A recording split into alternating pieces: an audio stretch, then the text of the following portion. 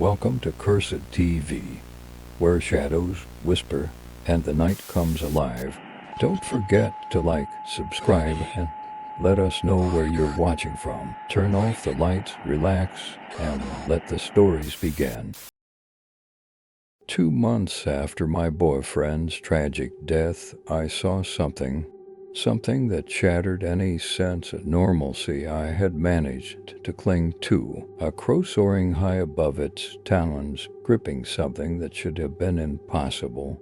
Yem died on the night of our senior prom. They found his body, or what was left of it, crumpled in the middle of the road. A careless driver struck him down, left him there as if he were nothing but debris. The authorities told me they had no remains, no body to bury, just remnants, shredded fabric, a few strands of his hair clinging to the asphalt. Blood smeared across the pavement like a cruel afterthought. His mother put on a brave face, smiling through swollen eyes, insisting, "It's okay. We can still lay him to rest." She buried his tux, his shoes, and whatever small fragments they could gather. But I knew Yem knew he would have hated the thought of lying underground. He wanted to be cremated, his ashes scattered into the ocean so he could drift into the unknown. But we had nothing to burn. I should have moved on. The world kept turning, the days blending together in a dull, colorless haze. I was trapped in my grief, a specter drifting through a life that no longer felt real. Then I saw the crow. It swooped down in front of me, its beady eyes locked onto mine, its feathers gleaming like polished obsidian. I almost dismissed it until I saw what dangled from its claws, a strip of familiar black fabric torn and soaked in dried blood. Yem's tuxedo, the one he died wearing. A second crow followed in the air, clutching something far more horrifying in its talons, a mutilated torso, unmistakably human and utterly lifeless. My breath hitched sharply, my vision blurred, as if the world had been smeared with a layer of fog, and my heart pounded in my chest like a relentless war drum. My mind screamed in denial, insisting it couldn't be real. That grief was distorting my senses, making me hallucinate, yet deep down a primal part of me recognized the grim truth. They had found him. Before I could even process the thought, my legs moved instinctively, propelling me forward with an urgency I couldn't control. I ran, chasing after the swirling black swarm that now seemed to be leading me somewhere. To him, the crows dove into the dense, suffocating darkness of the town's ancient forest. My feet stumbled over gnarled roots, twigs snapping sharply beneath my frantic steps. My lungs burned with the effort, each breath a fiery gasp, as my mind raced wildly with the terrifying possibilities of what I might find. When I finally broke through the oppressive tree line, I wasn't prepared for the scene that awaited me. Bodies, dozens of them, some were fresh, still bearing the raw marks of violence, while others were skeletal, half-decayed and long forgotten by the passage of time. Their forms were arranged in an eerily deliberate manner, almost like a grim ceremony.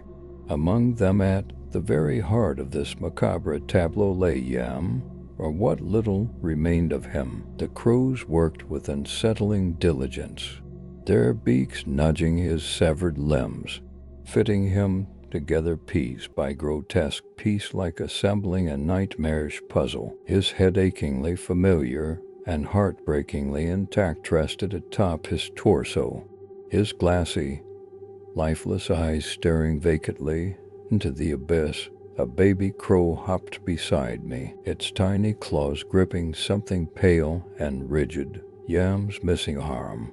With an unsettling precision, the bird placed it in its rightful position.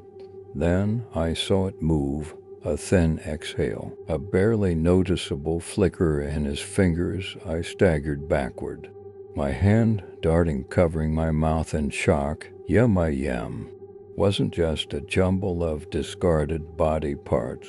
Something was terribly, terribly off. It started with a subtle stirring, as if something ancient, something forgotten, was uncoiling within him.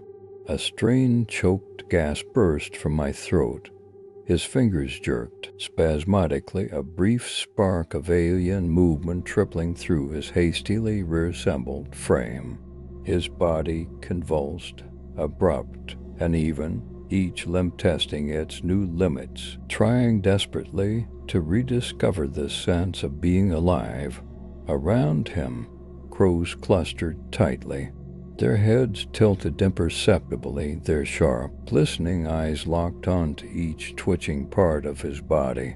Like silent judges in a dark ritual, a chill slid down my spine.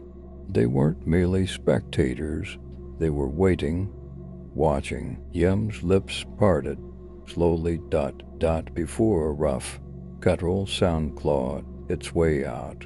A sound not human, a sound not his. I edged backward, my mind a whirlwind of disbelief.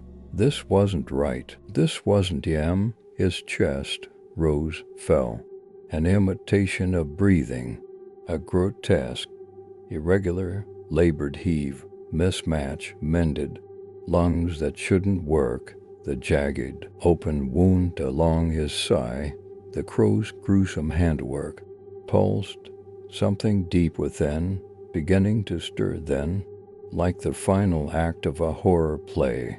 His eyes snapped open, obsidian voice, cold, reflective, like the inky surface of a crow's wing.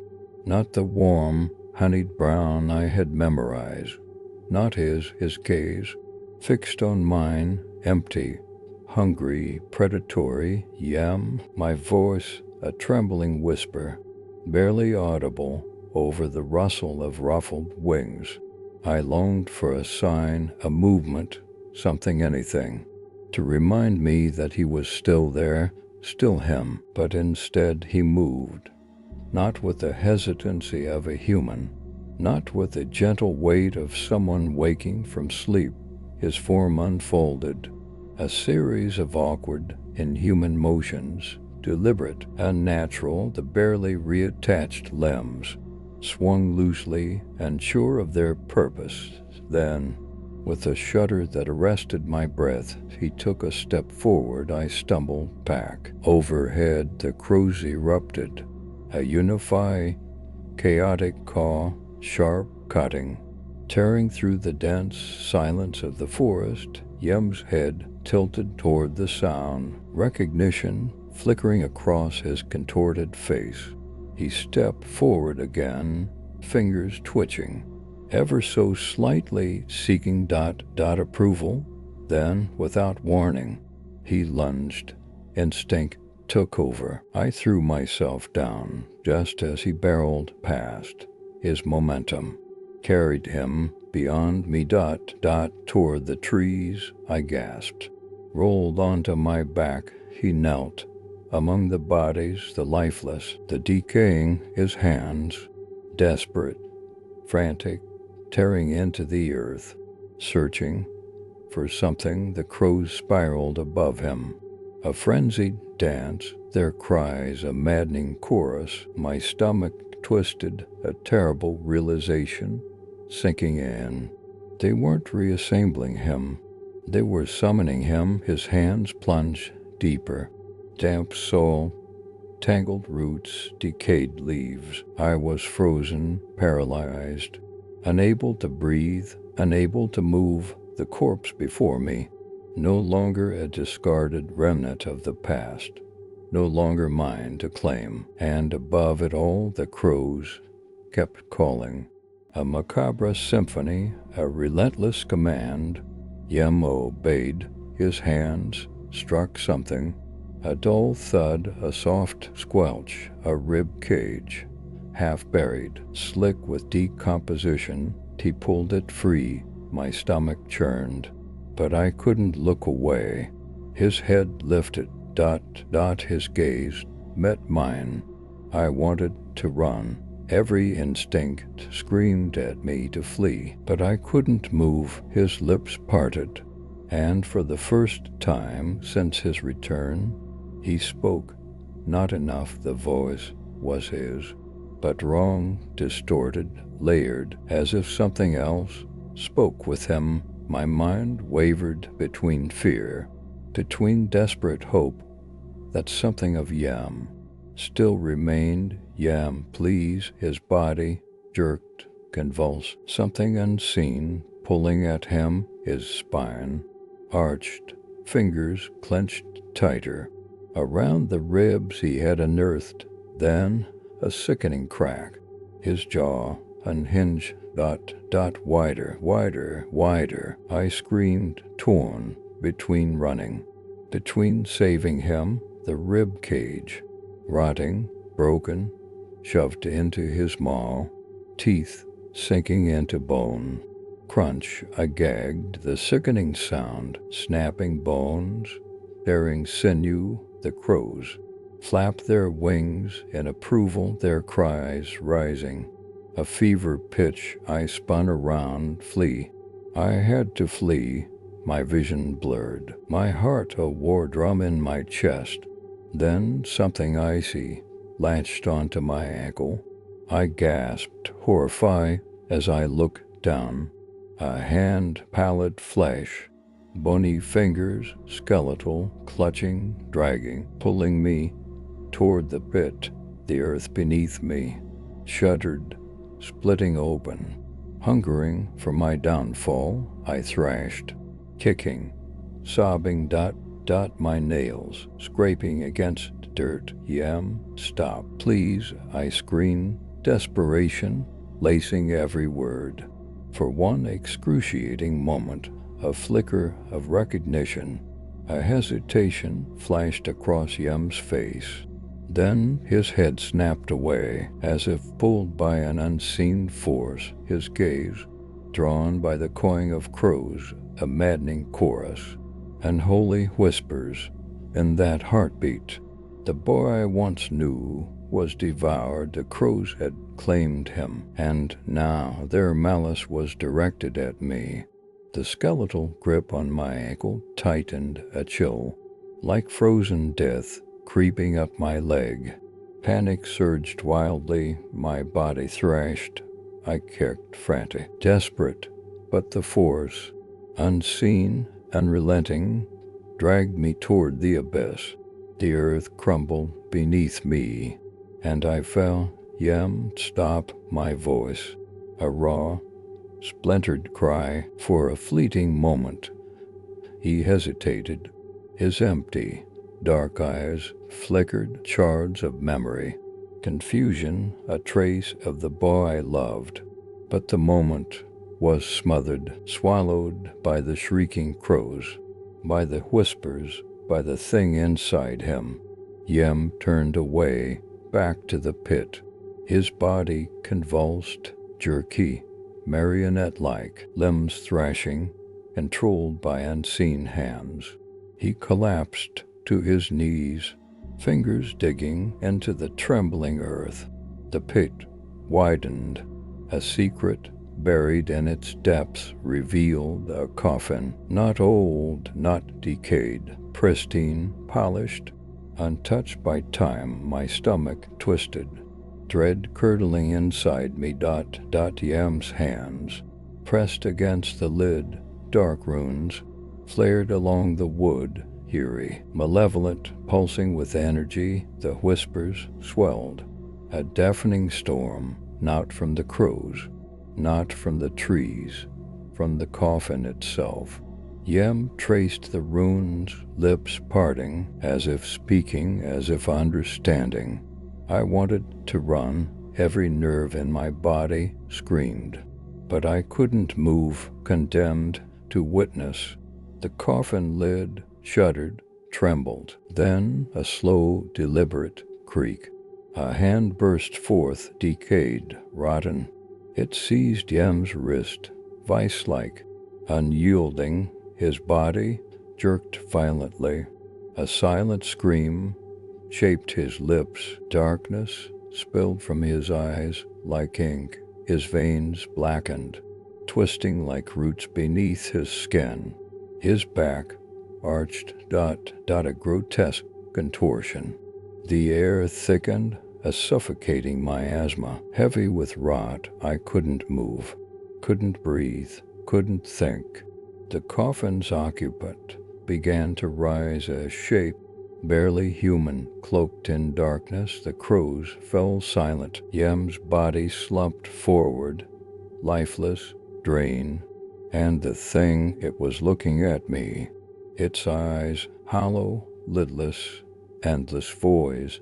A pulse of dread, icy, unrelenting, slithered through my bones. Yem twitched, fingers curling. A silent battle waged within him then. The thing in the coffin breathed, a rattling exhale, like a dying man's final gasp, or the first breath of something waking. Yem trembled. His head lifted, his eyes distant, echoes of who he was, flickering, fading, drowning beneath the dark. The coffin's occupant, smile grotesque, hungry. The whispers coiled around me, a language I should not understand. Yet did he belongs to us now. Yem convulsed, a strangled cry, his body arching, tearing. For a fleeting second, his lips trembled, silently forming my name. Reaching, hope a flicker, then the thing in the coffin exhaled again. Yem's body snapped upright, the last of him gone, and in that moment, the darkness had prevailed. His gaze met mine one final time, emptied of the familiar spark that once defined him. Now nothing more than a puppet. He moved with jagged, unnatural steps, every movement echoing the internal battle raging between who he had been and what he had become. When his lips parted, the voice that emerged was not his own. Run. It was not a hesitant warning, but a definitive command, one that tore at the fabric of my conflicted soul, urging me to abandon him even as every fiber of my being rebelled against that very notion. His fingers scraped against something solid beneath the sole, producing a dull thud followed by a soft, wet squelch. My throat tightened, bile rising as he unearthed a rib cage, partly buried and glistening with decay. My stomach lurched when he brought it close, studying it with an unsettling reverence, as if it were a sacred relic. He slowly raised his head, his eyes black as night, meeting mine with an intensity that froze my blood. I should have bolted. Every fiber of my being screamed to run, but his lips parted, and for the first time since his return, he spoke. Not enough. The voice was his, but twisted, distorted, and layered, as though something else spoke with him. My head shook involuntarily, my legs quivering beneath me. Yem, please. His body jerked violently, convulsing as if invisible strings pulled at him. His spine bent unnaturally, and his fingers clamped down harder on the ribs he had uncovered. Then, with a grotesque crack, his jaw unhinged, stretching beyond the limits of human anatomy. I screamed. The decayed, fractured rib cage was thrust into his yawning mouth. His teeth crunched down, splintering the bone with terrifying ease. I gagged, stumbling backward as the nauseating noise of snapping bones and ripping sinew filled the air. The crows flapped their wings in excitement, their cries escalating to a chaotic crescendo. I spun around to run, my vision blurring, my heart pounding violently against my chest. But before I could move, something icy coiled around my ankle. I gasped, Glancing down, a hand, pale, skeletal fingers clutched my leg, pulling me toward the gaping pit Yam had uncovered. The ground shifted beneath me, splitting open as if the earth itself craved my presence. I thrashed, kicking and sobbing, my fingernails clawing at the dirt. Yam, stop, please. For a brief moment, a flicker of recognition, a hint of hesitation crossed his face, but then his head snapped to the side, his focus shifting to the crows, their voices a sinister chorus of whispers. Whatever remained of the boy I had loved was slipping away. The crows had claimed him, and they had set their sights on me. The instant Yam's word slipped past his lips, my body reacted before my mind could catch even a hint of what was happening. My bare feet crashed into the cold, damp earth, and I tumbled backward before I could even think to turn. Then I did, and I ran. The forest around me blurred into streaks of dark, shifting silhouettes as I barreled through the tangled undergrowth, my breath coming in desperate, ragged gasps. Behind me, I could hear him moving, not with the frantic pounding of footsteps chasing in pursuit, but with a sound that was far more unnatural. It wasn't the hurried beat of a heart-driven sprint. It was a disconcerting rustle, a scraping that echoed like something sinister sliding between the trees with an almost otherworldly speed. Overhead, a murder of crows shrieked in unison, their piercing cries weaving a chaotic symphony of terror that sent fresh, icy waves of panic pulsing down my veins. I risked a trembling glance over my shoulder and nearly tripped as I caught sight of him. Yam wasn't merely running anymore, he was gliding. His body barely skimmed the ground, his limbs jerked in disjointed, unnatural motions, as if some dark force struggled to claim full control of him. His mouth hung slightly open, and his eyes, black and unyielding, fixed onto me with a chilling intensity. I pushed myself harder, each desperate step a battle, as my lungs burned and my legs throbbed with pain. I weaved frantically between towering trees as the forest grew ever darker and the air became thick with a tangible, unseen menace, like a clutch of invisible hands pressing coldly against my skin. Ahead, the dense canopy began to give way to a sliver of silvery moonlight. In that delicate light, a narrow road emerged, a slender promise of salvation, if I could just make it. A searing, sharp pain suddenly exploded in my ankle, and I collapsed forward with a harsh, muffled thud upon the unforgiving ground. My hands scrambled desperately against the dirt, trying to pull myself back up, when something cold and unearthly wrapped itself around my leg. I screamed, twisting in horror to see what had ensnared me. From the ground, a shadowy tenderlinky and writhing like a living snake had erupted, coiling around my ankle with the tightening grip of a living chain. Yam was now only a few feet away, his head tilted with a semblance of eerie curiosity, and his lips parted in a silent, haunting expression. With a slow, lethal step forward, more of these dark tendrils slithered out of the earth, climbing up my legs and constricting tighter with every passing second. I kicked and thrashed, clawing desperately at the soul, but the more violently I struggled, the more forcefully they tightened their grip. All around me, ghostly whispers filled the air, curling around my mind and urging me to stop fighting, to surrender to the encroaching darkness. Yam, I sobbed, the plea barely audible through my quivering lips. Please. For one agonizing moment, a weak glimmer of humanity flashed in his eyes, a fleeting echo of the man I once knew. But then, as if subjugated by an overwhelming darkness, he lunged forward, In a burst of sheer instinct, I reached for a jagged rock lying among the debris and swung it with every ounce of strength I had left. The impact sent a jolt of pain through my arm as the rock struck the side of his head. Yem staggered, and in that fleeting second, the sinister tendrils around me slackened just enough for me to wrench free. Ignoring the burning pain in my ankle, I scrambled to my feet and bolted toward the road, my vision narrowing into a desperate tunnel of escape.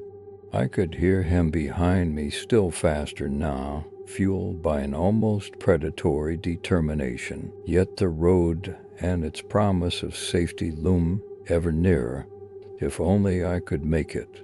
Out of the darkness, a pair of harsh headlights flashed, slicing through the night. A car. I dashed into the middle of the road, my arms flailing wildly as I shouted, "Stop." The cry came out hoarse and desperate, a final appeal for mercy. With a gut-wrenching screech, the car's tires squealed to a halt mere inches from my trembling form. I turned just in time to glimpse Yem pausing at the fringe of the trees, his contorted silhouette bathed in the eerie glow of the headlights. In that brief, charged moment, he hesitated even as the darkness around him recoiled, almost in deference. For the first time since this nightmare had begun, I saw uncertainty flicker in his eyes. And then, as suddenly as he had appeared, he melted into the shadows. The car door slammed with a harsh finality, and within moments, a man hurried towards me. "Are you okay?" he asked, his concerned face softly illuminated by the car's interior light. I tried to form words in response, but my mouth felt as if it had been sealed shut by terror. It was then that, in the reflection of the car window, I saw them, the crows, their dark, unnerving eyes watched silently, gathering and waiting as if they held the answer to all my fears. The worried man stepped closer, his gaze flicking between my face and the unsettling scene behind him. "Miss, are you hurt? Should I call someone?" he pressed gently. My throat was raw, my words tangled in a paralysis of fear. I could only shake my head numbly as the memories of the chase and the relentless nightmare still vibrated through my shivering limbs. Behind him, the crows shifted restlessly along the pavement, their wings fluttering with growing impatience, as if they too were creatures of a dark urgency. He followed my trembling gaze and scoffed. "Creepy little bastards, aren't they?" With a practiced motion, he fished a pack of cigarettes from his pocket, tapping one out in a smooth, familiar gesture. "They've been hanging around all night, my heart stilled all night." "Yeah," he muttered, a low tone of disbelief accompanying the flame that briefly lit up his weathered, tired face. "I was out here about an hour ago. I had to pull over when I saw something moving in the woods." He exhaled a curling plume of smoke as he regarded me with a mix of concern and disbelief. "Never expected to find someone running for their life." A chill as sharp and sudden as a dagger raced down my spine. If he had arrived an hour earlier, that meant he'd seen something or someone before I'd even reached the road. I swallowed hard, my voice barely rising above a whisper. "Did you see him?" His expression flickered uncertainly. "See who?" he asked, his tone betraying a wariness that mirrored my own inner terror. I hesitated, glancing back toward the ever-darkening trees. The oppressive darkness pressed in from the edge of the road, silent yet laden with menace, as if patiently awaiting its next victim. "My boyfriend," I finally whispered, my voice raw with disbelief and dread. He was chasing me." The man exhaled a slow, measured breath, drawing in another drag on his cigarette. that what he was, he murmured, his tone laced with something I couldn't quite decipher, fear, perhaps, or resignation. My stomach plummeted into a chasm of foreboding. "What do you mean?" I managed to ask, my voice trembling under the weight of the revelation. He turned, facing the encroaching woods, his posture stiffening as if bracing himself for the unknown. "I don't know exactly what I saw back there," he admitted quietly, the darkness in his eyes deepening. "But it wasn't human." My breath snagged in my throat. Suddenly, the crows erupted into violent motion, their wings beating frantically as if in a crescendo of a dark symphony, their raucous cawing uniting into one chilling chorus. The man flinched, his cigarette clattering onto the pavement as he instinctively recoiled. "Jesus," he muttered, stepping back from the growing swarm with palpable trepidation. "What the hell is wrong with these things?" Every instinct screamed at me to retreat, to run far away, yet I stood frozen as the crows ceased mere observation and began to gather with an almost predatory focus. The man turned back to me, his eyes now shadowed with a grim understanding. "Get in the car." I hesitated, my voice caught in the sudden surge of terror. His command left no room for argument. A final shiver ran down my spine as I stole one last glance toward the dark line of trees. The crows had abruptly halted their movements, and in the depths of the shadowed wood, a pair of glistening black eyes stared out with a predatory gleam. Yem was still there, and he wasn't alone. I hesitated for a split second before ripping the car door open and flinging myself inside. The man crashed in beside me, shoving the key into the ignition with trembling hands. The engine roared to life, and before I could even catch my breath, the tires screamed against the asphalt as we burst away from the roadside. My heart hammered violently against my ribs as I whipped around to glance through the rear window. The crows exploded into the night, a swirling obsidian mass blotting out the pale moon. But it wasn't them that made my blood run cold. Yem stood at the tree line, his body unnaturally stiff, his obsidian eyes gleaming with a sinister, predatory light. And beside him, half hidden in the shifting shadows, stood more figures, their forms blurred into the darkness like living specters, but their eyes, those so crushing, dead eyes locked onto our fleeing car. The man beside me spat a curse, his knuckles white as they gripped the steering wheel.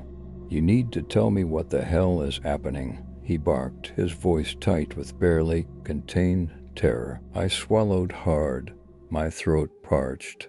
"I don't know," I admitted, voice barely a whisper. "I don't even know what he is anymore." He shot me a sharp, accusing look. "That wasn't just some deranged ex we saw running back there." I shook my head vigorously. "No, it wasn't." The road stretched out ahead, dark and foreboding, the trees on either side blurring into indistinct shadows as we surged forward. I tried to slow my ragged breathing, to force my scattered thoughts into order, when suddenly a shadow streaked across the road. The man slammed on the brakes. I jerked forward, nearly colliding with the dashboard as the tires howled in protest and the car skidded to a halt. The headlight sliced the darkness, revealing something standing ominously in the middle of the road. It was one of them, tall and gaunt, its skin pulled tight over its spindly frame, with arms that stretched out like grotesque branches, its head tilted ever so slightly, studying us with cold disinterest as if the piercing beams of light were nothing more than a minor inconvenience. I froze, my breath snatched away as I realized its feet did not touch the ground. The man muttered a curse as he fumbled beneath his seat, pulling out a revolver with a grim set to his jaw. "Stay here," he ordered, cracking open the car door without a moment's hesitation. "Wait." I tried to protest, but he was already stepping out, gun raised high. The atmosphere thickened, the eerie silence pressing down on us like a vice. The figure in the road remained utterly still. Then, without any warning, the crows erupted into a deafening shriek. The shadow lunged, moving with impossible speed as its elongated limbs stretched in a grotesque display. The man fired, the gunshot reverberating through the night, but it struck as if passing through vapor. The creature did not flinch as the bullet seared through its form, dissipating like smoke. I screamed as it collided with him, sending him crashing onto the pavement. His revolver clattered away, sliding just out of reach. The creature loomed over him, its long, bony, clawed fingers wrapping around his throat with chilling precision. Instinct took over. I snatched the revolver, my hands trembling under its unexpected weight. My breath came in ragged, desperate gasps, but I forced my focus. I aimed at the creature's head and pulled the trigger. The shot rang out, and for a split second, the creature jerked and shrieked a soul-wrenching, unearthly sound that set ice through my veins. Its grasp on the man slackened enough for him to roll away. "Move," he roared, scrambling to his feet. He wrested the gun from my grasp, firing another round directly into its chest. The creature convulsed, its form flickering as if struggling to hold itself together. Then, with one final, guttural cry, it dissolved into nothingness, swallowed by the darkness. Every muscle in my body trembled as I turned to him. He clutched his side, gasping for air, blood streaking from the corner of his mouth. "You okay?" I managed, voice barely audible. He nodded, grimacing as he wiped away the blood. "Yeah, but we need to move now." There was no time for debate. We bolted back to the car. My heart thundered as I slammed into the passenger seat, while the man slid behind the wheel, revved the engine, and floored the gas pedal. The tires shrieked once more as we tore away from the nightmare, the road stretching before us like an endless abyss. For a fleeting moment, silence enveloped us. No crows, no taunting whispers, only the engine's hum and our ragged, terrified breaths. Then, out of the corner of my eye in the rearview mirror, I saw them, Yam and the others, standing in the middle of the road, their figures unmoving, watching us with dead, unyielding eyes, waiting. In the distance, the crows began to reconvene, swirling like a storm on the brink of unleashing chaos. The headlights lanced through the darkness ahead, but my mind was pinned on the entities behind. Yam and his ghastly companions remained frozen, their oppressive presence seeping through the night. Overhead, the crows gathered, their numbers swelling as if heralding an impending maelstrom. "We're not losing them," I croaked, gripping the dashboard as the car careened around a dangerous curve. My voice trembled, barely disguising my raw, unadulterated panic. The man's eyes never left the road, his knuckles straining against the wheel. "They don't need to run to catch up," he muttered darkly. "They move on our terms." I swallowed hard, too terrified to dare another backward glance. Last time I had seen Yem up close, he had been a shadow of his former self. Now, standing amidst those tortured figures, he was something unrecognizable, a sinister force I could not comprehend. The road stretched out like an endless nightmare, and for a brief heartbeat, I allowed myself to believe we were escaping. Then the radio crackled to life. A burst of static shattered the silence. Then a voice, distorted, layered, malevolent. "You can't run forever," I gasped, my hand slamming down on the volume knob to silence it. But the voice refused to be silenced.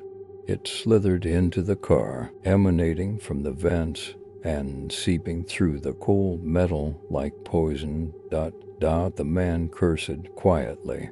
"They're getting stronger," without warning. The car jolted violently as something slammed into us from behind. My head struck the seat, and the tires shrieked anew.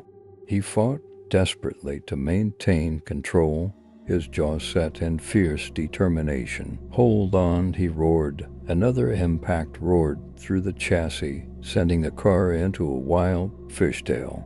I turned, anticipating another vehicle in pursuit, but saw nothing, only shifting shadows running in tandem with our escape. Then, suddenly, the windshield fractured, thin, spider-web-like cracks spreading rapidly from its center. The temperature in the car plunged. My breath emerged in icy puffs as a relentless tapping began against the glass.